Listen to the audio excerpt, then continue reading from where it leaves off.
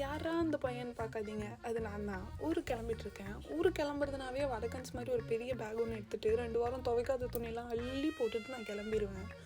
நான் போய் பஸ்ஸு பிடிச்சி சீட்டு பிடிச்சி உட்காந்ததுலேருந்தே நான் கண்டக்டருக்காக வெயிட்டிங் வந்து டிக்கெட் எடுப்பார் தூங்கலான்னு. ஆனால் நம்ம எதிர்பார்க்குறப்ப தான் அவர் வரவே மாட்டார். கடைசியில் நான் தூங்கிட்டேன். அவரே தான் எழுப்பி இந்தம்மா டிக்கெட்டுன்னு கொடுத்துட்டு போனார். தூங்கி எழுந்து ஒரு வழியாக ஊர் போய் சேர்ந்தாச்சு. இதுதான் நம்ம தெருவு. அம்மாவுக்கு கால்லாம் பண்ணல. அவங்களே எனக்கு வெயிட் பண்ணி ரொம்ப நேரமாக நின்றுருந்தாங்க போல். வீட்டுக்கு போனோடனே நான் ஏதாச்சும் செஞ்சு கொடுத்தா தான் உனக்கு பிடிக்காது, அதனால தான் உனக்கு இதெல்லாம் தானே பிடிக்கும்னு வாங்கி வச்சுருக்கேன்னு சொல்லி 65 கொடுத்தாங்க. தனியாக ஜாலியாக சாப்பிட்டேன். நான் ஏதோ சாப்பிட்டேன்னு மொக்கம் பிடிச்சே கண்டுபிடிச்சிட்டேன்.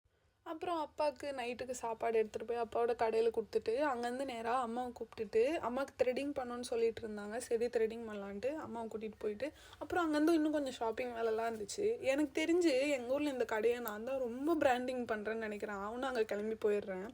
அம்மாவுக்கு அங்கேருந்து ஏதோ திங்ஸ்லாம் வாங்கணும்னு சொன்னாங்க. வாங்கிட்டு வீட்டுக்கு